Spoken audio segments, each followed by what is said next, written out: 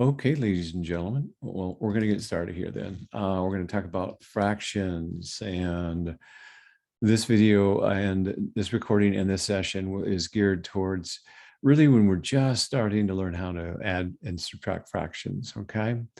And so first thing I'd like you to do is take a moment and just copy down the title here, adding fractions with, and the key here, we're talking about the same denominator, okay? When you have that same denominator, that's pretty easy, okay? And you'll see why in a moment, but but that's the key, is this word right here, same. Whoa, my pen's acting funny. I think I better unplug it. So go ahead and copy down that title and maybe a couple of the problems.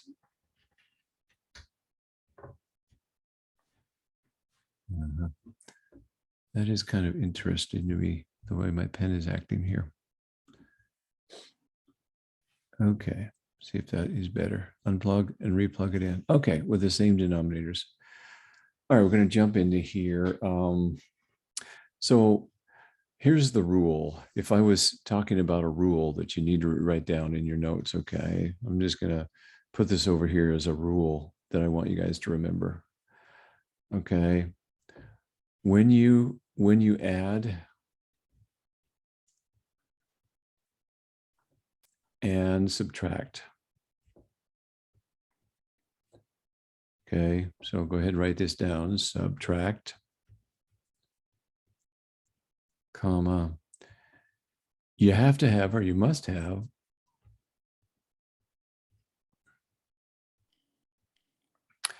the same, and we'll call him Dino, okay? D-E-N-O, that's the guy, denominator, okay? That's the name we've given it for him. But that is our rule. When it comes to adding and subtracting fractions, which is this week and next week in this class, there's the rule that you have to have the same denominator. And you can't add or subtract fractions until you get the same denominator.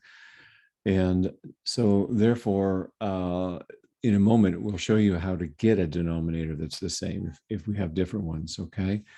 So for instance, 2/3 plus 2/7 plus 3/7, okay? The first thing I want to encourage you to do is, even when you see it in your homework, when you see it in a textbook or a quiz or something, and you're doing these by hand, always, you see how the number 2, 3, and 4 are vertical, they're up and down like this, okay? I always encourage my students, unless you have a way you've learned your whole life and this is how you do it and you're fine with it, if you're learning to use the vertical method, because normally when we add vertically, okay? So I would write 2/7 plus 3/7, okay? All right, now, according to our rule, we have to have the same denominator. We do have the same denominator. I'm going to go ahead and circle them, okay? We have 7 here. So what that means is we're ready to add. So I'm going to bring down the 7. And I'm going to add my numerators, 3 and 2, okay? So just brought down the denominator, then I'm going to add 3 and 2, and that gives me 5, okay?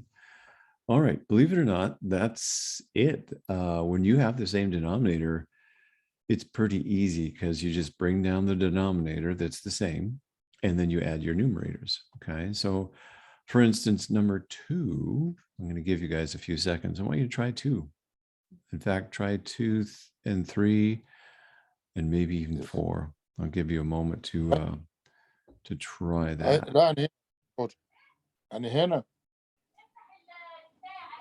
Yep. Okay. All right.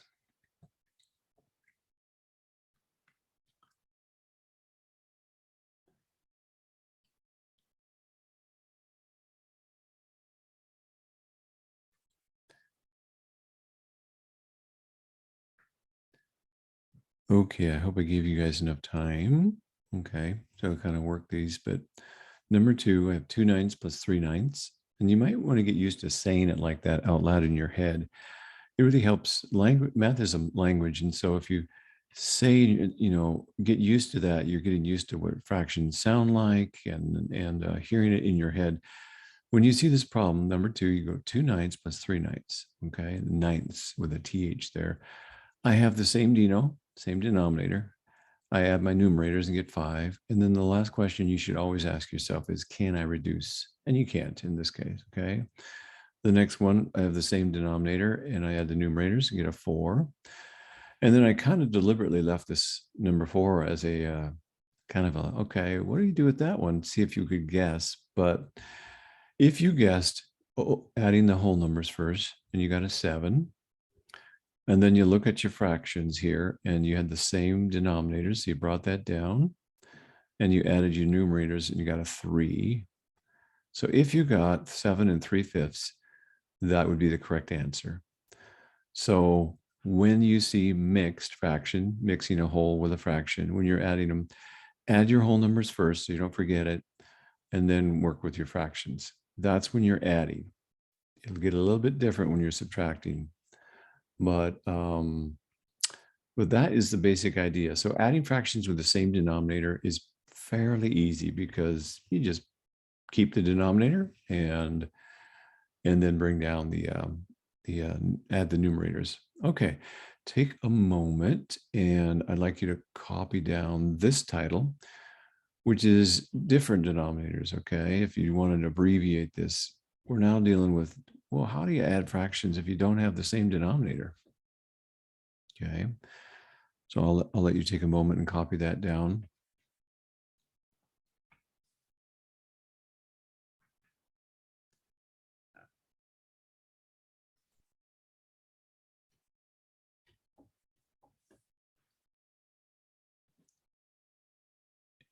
And I'll let you take a moment to also copy down a couple of these problems here on the screen.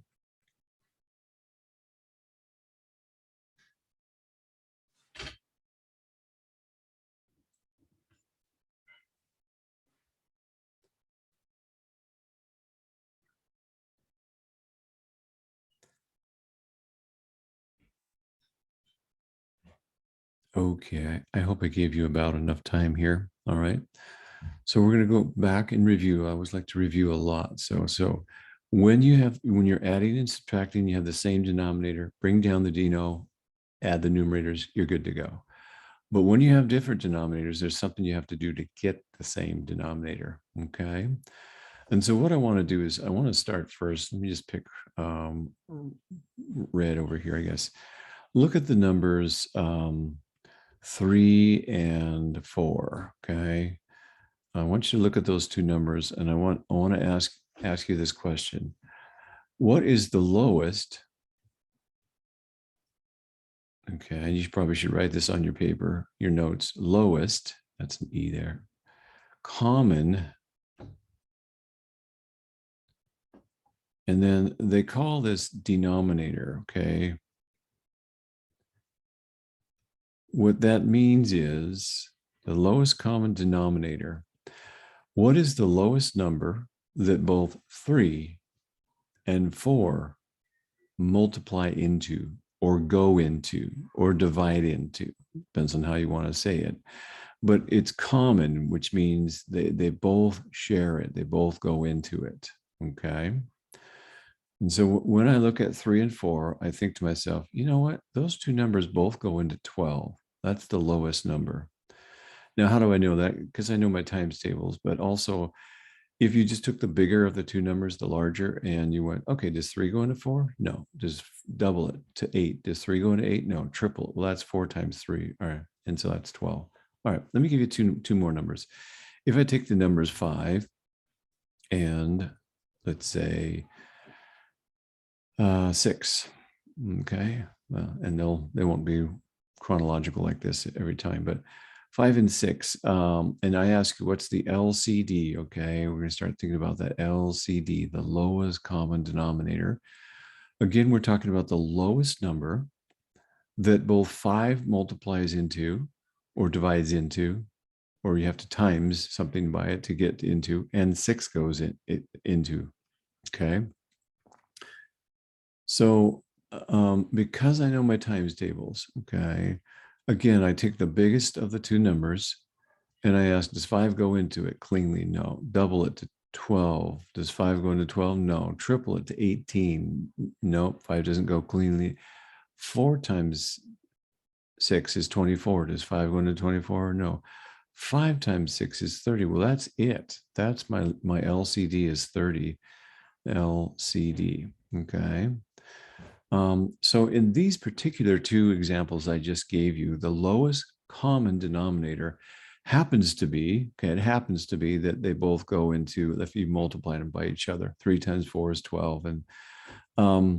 But it won't always be the case. For instance, let's jump up to a problem now, okay? Let's jump up to 3/5 plus 4/15. Notice again, I've written it vertically, okay?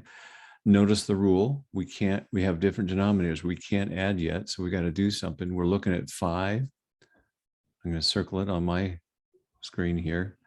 We're looking at 5 into 15. And we realize I have two different denominators. So I ask myself, what is the lowest number that is common they both will multiply into? Okay. In this particular case, I'm just going to tell you, okay, the lowest number they both go into is 15. That might surprise you. You might be going, whoa, it's actually one of the two denominators can actually be the LCD. Yeah, because 15 goes into itself one time and 5 goes into 15. So the lowest common denominator between these is 15. Now on your paper, I want you to write it just like I just did here, okay? 15, see how it said equals, okay? Now, at this point, watch what I do with the math here. I'm going to choose another color here. So what I do is I ask myself, what did I multiply 15 by to get to 15? I multiplied it by 1. Okay, so that's like a little times 1 here, okay? So whatever you did to the bottom number to get that common number, common denominator, you have to do it to the top number. So I got to take 4 and multiply it by 1. And what does that equal? That equals 4. Okay. I'm going to now do the same process to the top numbers. And by the way, it doesn't matter if I started up here and worked down. I could have started at the top, but I look at 5 and I know it equals 15. What did I multiply 5 by to get to 15? You're probably thinking in your head, 3, right? So I'm just going to write this in there small.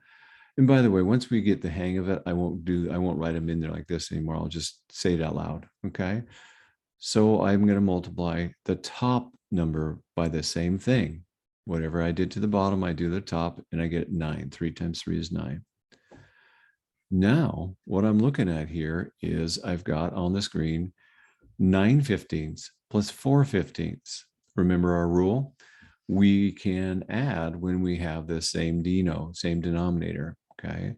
So I will bring down my denominator, 15. I will add my numerators, which 9 plus 4 is 13. Okay, that's a nice clean fraction there. And the last question you always ask yourself is, can I reduce this anymore? And the answer is no. Okay. All right. I'm gonna give you let's just keep going here. So I've got 3/4 plus 1/2. Okay, I've got a new problem here. 3/4 plus 1/2. I'm looking at my denominators. Okay, and you don't have to circle it like I did here, but I'm noticing that I have different denominators. So I just automatically start putting equal signs here. Okay. And in this case, the lowest number that both 4 and 2 multiply into or divide into, okay, is 4. They just happen to both go into one of those two, okay, which happens to be 4, okay. 2 times 2, let me change colors real fast so everything is just kind of clear here. So I had to multiply 2 times 2 to get to 4. So I had to multiply the top number times 2, and that gives me 2. Okay. What did I multiply the 4 up here times to get to 4? I had to multiply it by 1 times 1. So I'm doing the same thing up to the top, and I get a 3.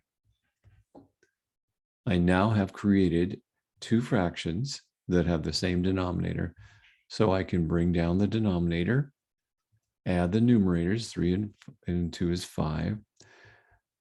And we have run into a bit of a situation here. It's not a big deal, but I want you to notice that this is 5/4. What type of fraction is that? That's called an improper fraction, which hopefully you guys remember that from previous weeks. It's an improper because the numerator on top is greater than the denominator. How do we convert it to a mixed? We just divide the bottom into the top. So 4 goes into 5 one time. We know there's 1 left over, and we just bring the 4 over, and that becomes my numerator, okay? So there I have it. I've changed an improper into a mixed. There's my final answer, 1 1/4, okay? All right, then you're gonna also run into, it's gonna get gradually a little bit, a little bit harder, where you have, in this case, 3 different fractions, okay? And it's the same exact rule. Oh, by the way, I'm gonna show you a little tip in case you're stressed and you're doing like 5 and 15, and let's say it was numbers you couldn't figure out what the lowest common denominator. You can just multiply them by each other, and you'd get a big denominator, and then you'd have to reduce at the end. And you could actually get the right answer that way by just multiplying the 2 denominators. Like see 3 and 4 here at the bottom. 3 times 4 is 12. Okay, I'm gonna use that as my denominator. In that case, it happened to be the lowest. So you could actually just multiply if you have 2 fractions, just 2, okay? It only works when you have 2. You could multiply the 2 denominators by each other, get a denominator, work with it, but then you'd have to reduce at the end in many cases, okay? So that's why I actually work to find that lowest common denominator. In the case of number 3 here, 4/9, again, I want you thinking and saying math out loud even if you do it, you're working at a table at home or somewhere in your apartment or home or something, and you're just saying it out loud. People around you are going, what is she doing? Or what is he doing? You're getting used to speaking the language of math. 4/9 plus 5/6 plus 7/18. Okay. All right. And they all have THs in them. TH, sixth. All right. I'm looking at those 3. And what I do right away is I look at the biggest of the 3, 18. Okay. And I ask myself, because I know 18 goes into itself once, right? Does 6 go into 18? Yeah, it does. 6 times 3 is 18. Does 9 go into 18? Oh, yeah, it does twice. That's my LCD, my lowest common denominator. In this particular case, we're fortunate, okay? We didn't have to do much to figure it out because all 3 of them, and you'll notice I'm writing equals here. Again, you should do this. Otherwise, I found that students get confused if they just start putting numbers next to each other and forget what they're doing, okay, and what numbers go where and everything else. So, all right, in this case, and I'm going to go a little bit faster. Like I said, I'll eventually stop doing this out loud, but 18 times 1, okay, got me 18. So 7 times 1 is 7. 6 times 3 got me to 18. So that's a 3 there. 5 times 3 is 15, okay? And hopefully you're thinking, hey, 9 times 2 got me to 18. So 4 times 2 is 8. All right. I have 3 fractions, all of which have the same denominator. Okay. That means I am ready to add. I bring down my denominator. I add my numerators. And this is a little math trick. I would take 15 and 8, and I would switch that in my brain to 18, 19, 23. That helped me add faster.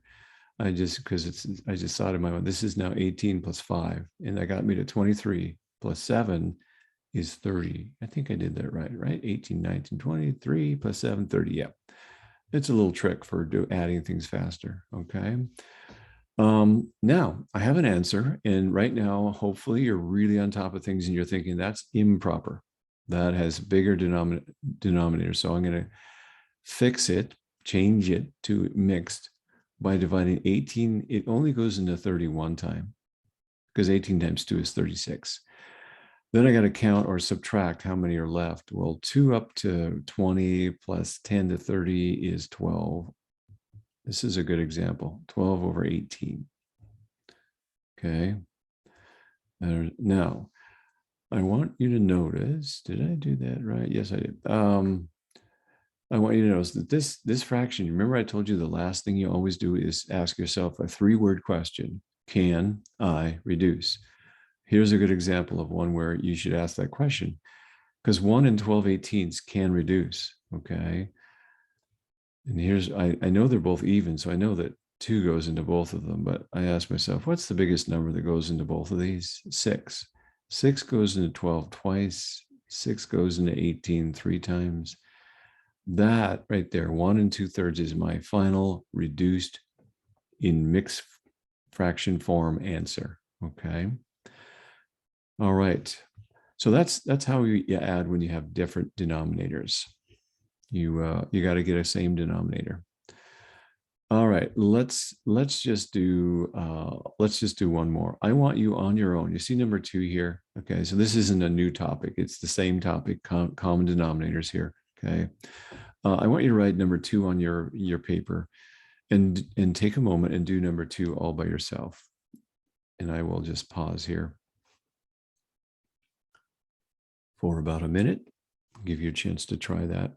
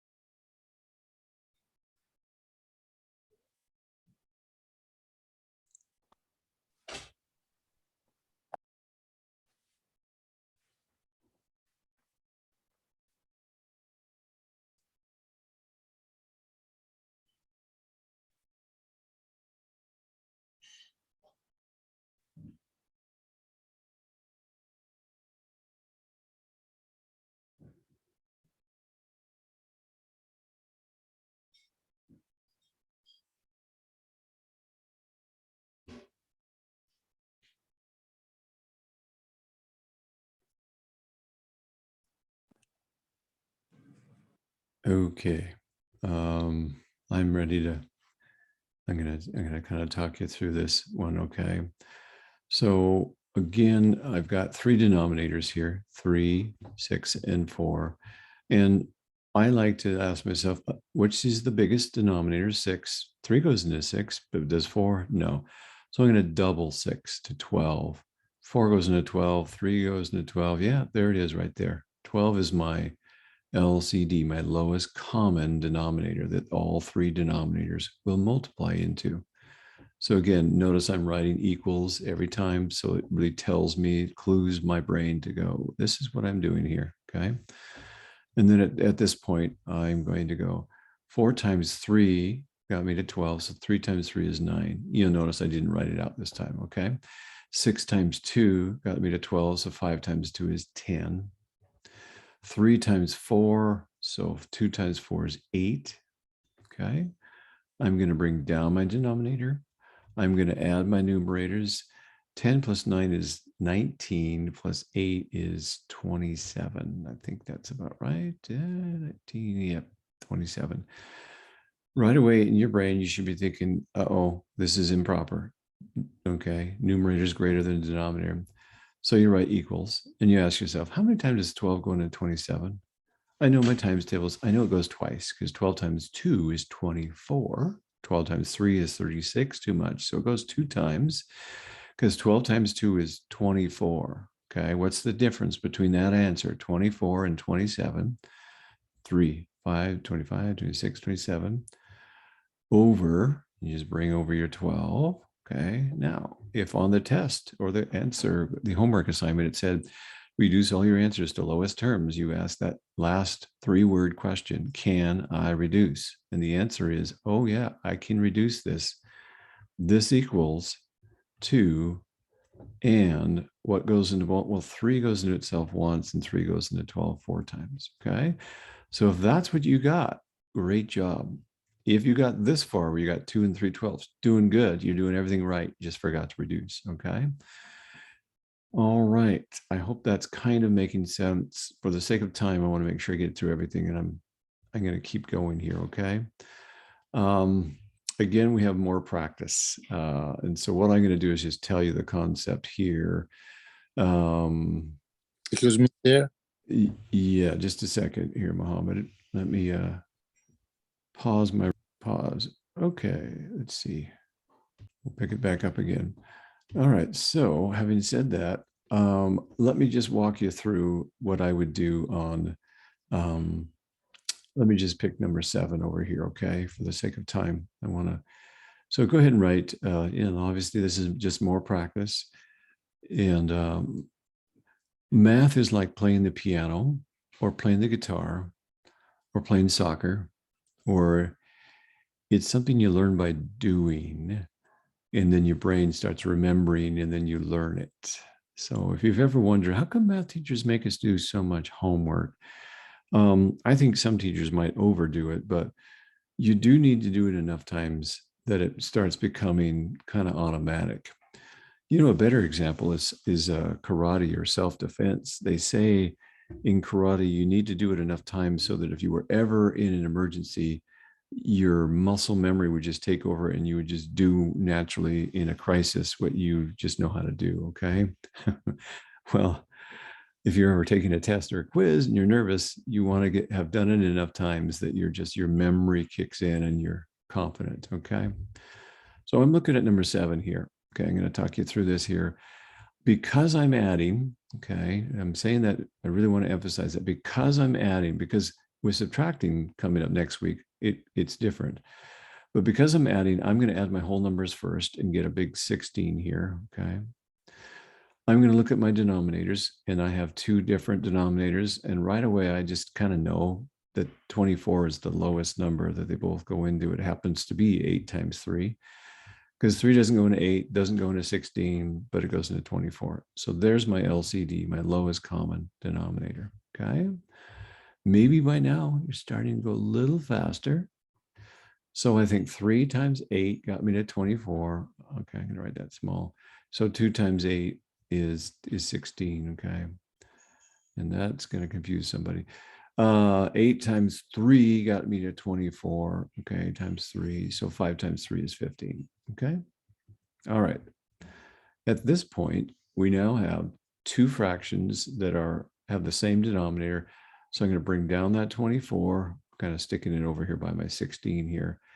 And I'm going to add my numerators. Now my brain goes like this. How do I add 15 and 16? I just happen to know that 15 and 15 is 30. And I got one more, so I have 31. Okay. All right. Right now, you should be thinking you're looking at this fraction here and going, oh, teacher says I got to change that to mixed. 24 goes into 31 one time, and there are 7 left over. So that's 7 over 24. Okay. This is where I always caution my students, you're not done yet. Okay. You have converted a improper into a mixed, but don't forget your whole number. So what I'm going to do is draw an arrow here.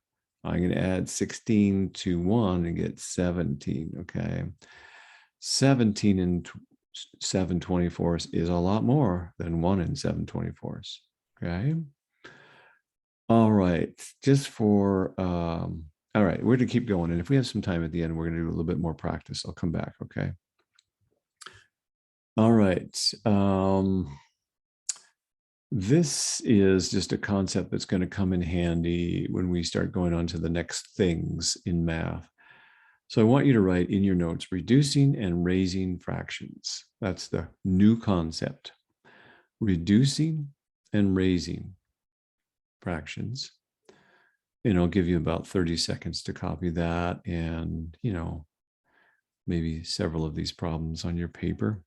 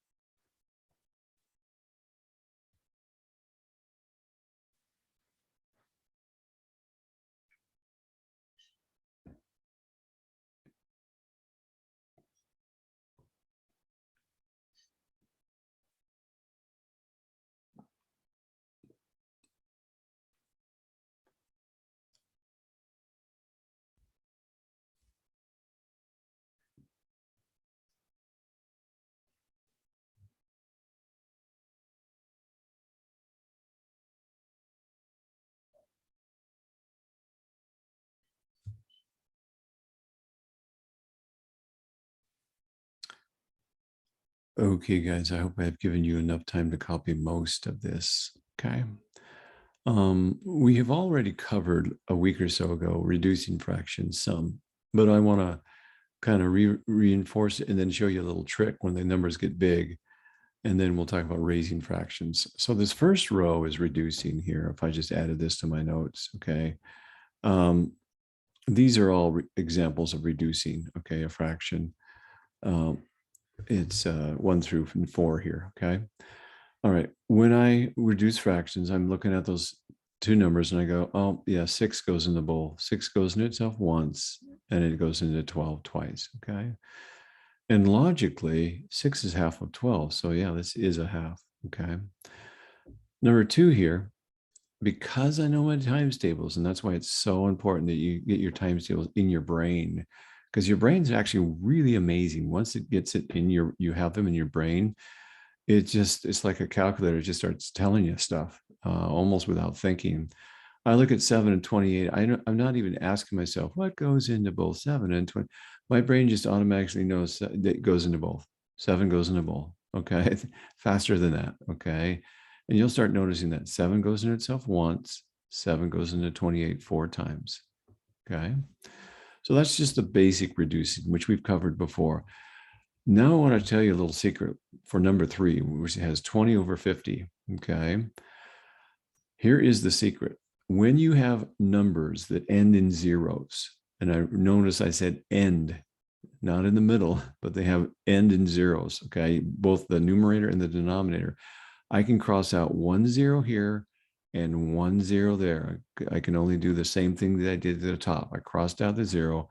And my reduced answer is 2/5, just like magic. I reduced really quickly. Okay. Let me give you another example. And actually, this one won't fully reduce yet, but look at 4 here. It's 420 over 480.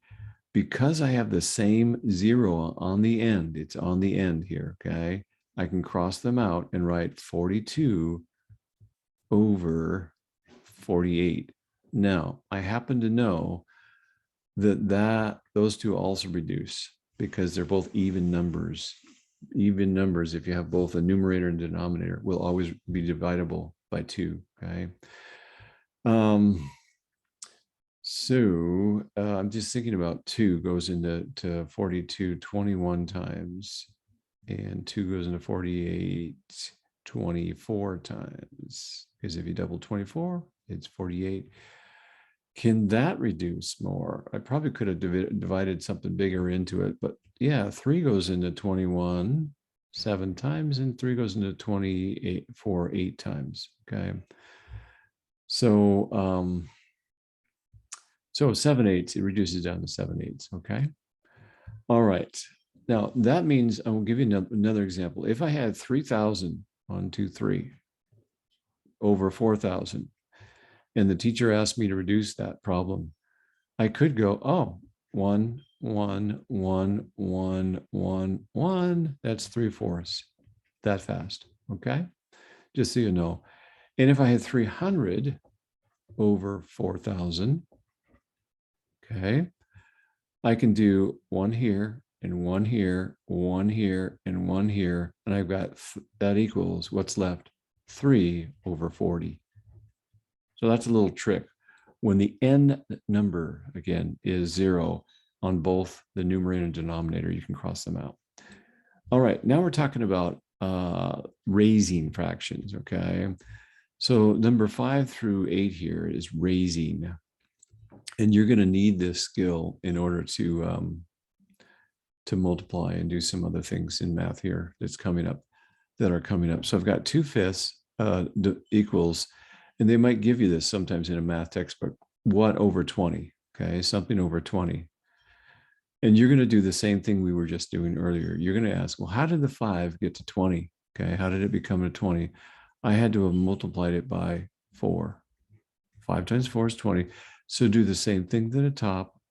Okay, this is like a review, and it's 8/20. So 2/5 is equal to 8/20. We're raising the fraction to make it higher. Okay. 6 here, 4/9 equals something over 27. We got to figure out what this something is. So we're going to ask ourselves, well, how did the 9 become a 27? I multiplied it by 3. Okay, and if you're going, I have no idea how you know that, times tables in your head, got to get them. Okay, do the same to the numerator, and you get a 12. That's your answer. All right, I bet you guys could do the last 2 here. I bet you could. Okay, 6 times that's 24. 4 times 11, 33. Okay, just kind of getting the hang of 4 times 11 is 44. So 3 times 11, 33. Okay, that's raising fractions. All right, hopefully you got the general idea. Okay. All right, changing. This is kind of like a review, I think. I don't know. Maybe I haven't said this before. Take a moment and copy this down. Changing improper. So we're changing something that's improper to whole or mixed. Most of the time it'll be mixed. Okay. I want you to go ahead and copy that title. Changing improper to whole or mixed, especially to mixed numbers. And again, this should be a little bit of review, hopefully. But I want to hit this and review it because we've already been talking about it for the last 20 minutes here. Improper to mixed or whole. Okay.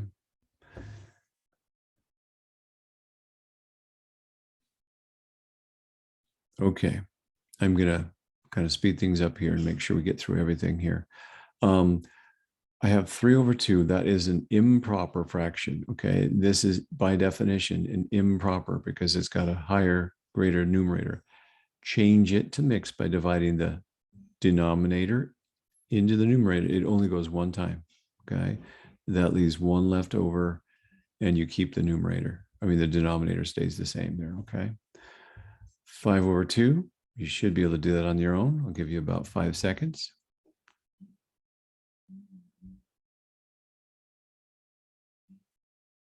2, because 2 times 2 is 4. That leaves 1 left over and a half. So 2.5. 9 under 20, 21/9. Okay, that's improper. Give you about 5 seconds.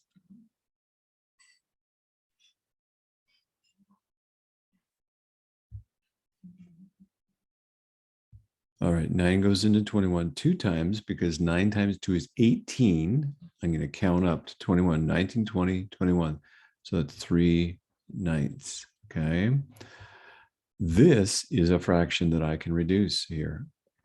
3/9 reduces, so 2 and 3 goes into itself once. 3 goes into 9 3 times. Okay. So that would be my final answer. Okay, so those are all examples of 8 goes into 14 only one time, 9, 10, and 6 8s, which is going to reduce down to 1. 2 goes into it 3 and 4. Okay, I went kind of fast on that, but I wanted you to be able to see one more example. Okay. Changing mixed numbers to improper. Go ahead and take a moment if this is new to you. So we're changing mixed. We're starting with mixed. And we're changing them to improper. Okay.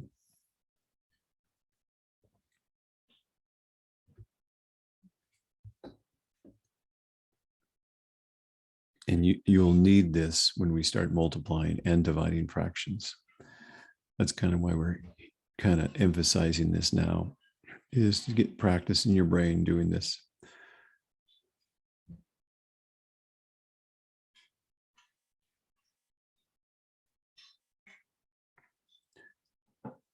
Okay, I'm changing mixed to improper. Okay, you could say it. When I used to take notes when I was in college, I would abbreviate what the professor had on the board to changing mixed to improper. I might even just write mixed to improper because I knew we were talking about changing. All right, I have 2.4. That is a mixed fraction. Okay, I'm going to change it to a improper by multiplying the denominator times the whole number plus the numerator. That's how you do it. 4 times 2 is 8, plus 1 is 9. And again, we're just keeping the same denominator, okay? Number 2, multiply the bottom number times the whole number, then add the numerator. 7, 8, 9, 10, 11 over 7s. Go ahead and do the last two. I'll give you about 10 seconds here.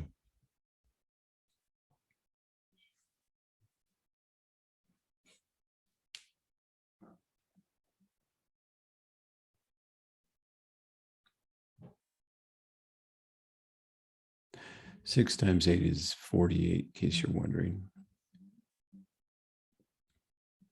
All right, this should be 16 over 3, 48, 49, 55 over 8. Okay, and we went kind of quickly on that, but that's how you change mixed to improper. Okay. All right, a couple of story problems, then I'll let you go here. And we're doing great for time, so that's perfect. All right, story problems.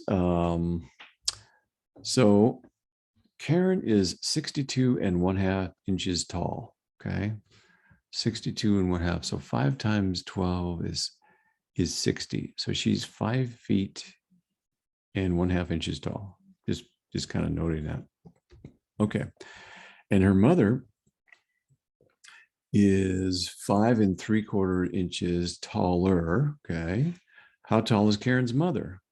Okay, so if Karen is this much, she's 62 and 1/2. By the way, the first rule I always teach my students in story problems is take the numbers that you see in the story and put them physically on your paper. That sometimes alone gives you enough information to start working with them and working out the problem. So Karen is this tall, but her mother is this much taller. Okay. And then it asks, how tall is Karen's mom? All right. Well, if she's 5 3/4, 5 3/4 taller, that means I have to add that. I'm adding, plussing this. Okay. So I'm now ready. I can go 6. This would be 67. And then my lowest common denominator, let me quick change color here. Green, I guess, is 4. They both go into 4. 4 times 1, so this is a 3. 2 times 2, so this is a 2. 4 is my denominator. I'm going to write it over here because I'm kind of out of space. 3 and that is 5. I just added my numerators. 2 plus 3 is 5. Okay, that's improper. And I've still got this 67 I don't want to forget about. So I'm going to write it over here so I don't forget about it. Okay, this I'm not done yet because that's improper right there. I have to change it. 4 goes into it. 5 one time. There's 1 left over. 4. That is this fraction right here. Okay, changed into mix, but I still have my whole number. 67 plus 1 is would be 68 and a 4th. Okay, so I did that kind of fast, but that's the idea. Let's look at number 2 here. Mrs. Johnson drove 5.5 miles to the supermarket, 7 3/10 miles to the hardware store, and 8/10 of a mile to the laundry. What total distance did she drive? Now, if you're ever thinking, hey, teacher, I have a hard time with story problems because, how do I know if I'm adding or dividing or multiplying or subtracting here? The key is in the sentence that has the question mark. What's the key word in that sentence? Most of the time, that will tell you what you're doing. The key word in this sentence, what total distance did she drive? This is the key word right here, total. Total is one of the, what they call key terms for adding. Plus, altogether, those are a couple more for adding, okay? So total, question mark, okay, I'm adding here, okay? So I would take my 3 numbers, 5 and 1/2, and I won't do the math, I'll just lay it out for you. 5.5 plus 7 3/10, running out of space here, plus 8/10, 8/10, okay. And then I would add things up there. 5.5, excuse me, 5.5 plus 7 3/10 plus 8/10, okay. And then I would add things up. Okay, I'd add my whole numbers first, and then I'd work with 10 as my common denominator. All right, what do we have next? Here's some keywords for you. Okay, I do want you to copy some of these down because in your homework, you will see, and on a quiz this week, you'll see a few story problems there. And I want you to feel like, okay, I'm kind of ready for it. So add, write down the word for, well, keywords. These are keywords, okay, for story problems, keywords, okay. And the keywords for this week, really, and we probably should copy a few of these lists, but for adding, if you're adding, I'm going to write the word add here, and underneath this, my keywords are total or all together. That's a funny looking together there, or plus or combined. And there are a few others that relate to adding, but these are the ones you see the most: altogether, plus, combined, total. Sometimes people will use the word sum for both multiplying and adding. So sometimes you can add this word sum down here if you want. Okay. For subtracting, I want you to go ahead and copy down the list for subtracting, because we're going to get to this story problems next week, and I want you to have these in your notes, okay? When I'm subtracting, more than is how much more than this is that? That means you're subtracting the fractions. By the way, put the bigger fraction on top always, okay? What is the difference? That's a big word for subtracting. And then, of course, less than, more than or less than is definitely subtracting, okay? Or if they say decrease, if you decrease by this much, or if you cut, that's the word cut down there, okay? If you cut a board 2.5 inches off from a 5-foot board, how much do you have left? That means you're subtracting. All right, a couple of words for multiplying that you probably should have in your notes, because we'll be getting to that in about 2 weeks here. The sum. If they ask you for the sum, you have 8 of these and 9 of these. What's the sum of total? You're going to be timesing. Okay, that's times. That's what that means, to times. The word times, just TIMES, multiply. Okay. And then divide, a couple of keywords that you'll see. Anytime they're asking for the average, they're asking you to divide something to figure out the average. Or if sometimes they'll say divide it up. Sometimes if you see this word pieces, you have a board and you have divided into 6 pieces that are each 3.5 inches long. How many 3.5 inches long pieces do you have? You're going to be dividing. So dividing into pieces. Okay. So those are some story problem words to watch out for, but especially this week. Okay. In your homework this week and on your quiz this week, these are the keywords that you want to be watching for adding. And you're probably going to be adding, since that's what we're working on. Okay. All right. I hope that helps. Those are the basics of adding fractions. And